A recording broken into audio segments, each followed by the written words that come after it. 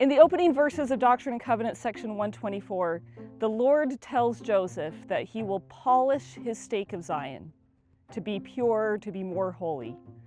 What better way to polish a people than to build a house of the Lord, to build a temple? In verse 44, the Lord tells Joseph, "If you labor with all your might, I will consecrate that spot that it shall be made holy."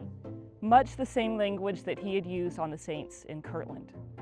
For several years, the Latter-day Saints focused their efforts in Nauvoo on construction of the temple. As Joseph receives additional revelations about what temple work will look like in the future, the saints are so overjoyed they begin that work before the temple is even finished.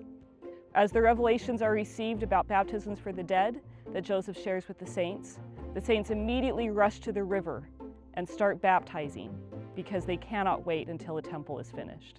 And the Lord has to remind them that baptism should be done in his house, not just anywhere. Just like in Kirtland, the Lord told Joseph Smith to put his temple at the top of the hill. In Nauvoo, no matter where you are, the temple is within your vision. That same pattern is repeated throughout the church today. Wherever we move, wherever we live, the temple is that beacon, that focus, that cornerstone of our experience as we are building Zion. Just like in Kirtland and just like in Nauvoo, the temple should point us up, should point us towards God.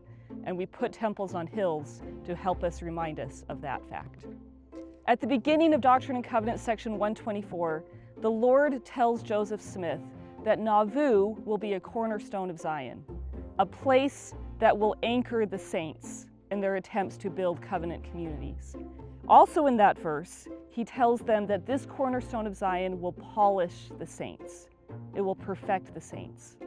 What better way to do that, to build a cornerstone that will polish and perfect us and make us holy, than to focus on the temple? The cornerstones of Zion are centered around temples and around the covenants that we make in temples. Your prayers are acceptable before me, and in answer to them I say unto you that you are now called immediately to make a solemn proclamation of my gospel, and of this stake which I have planted to be a cornerstone of Zion, which shall be polished with the refinement which is after the similitude of a palace.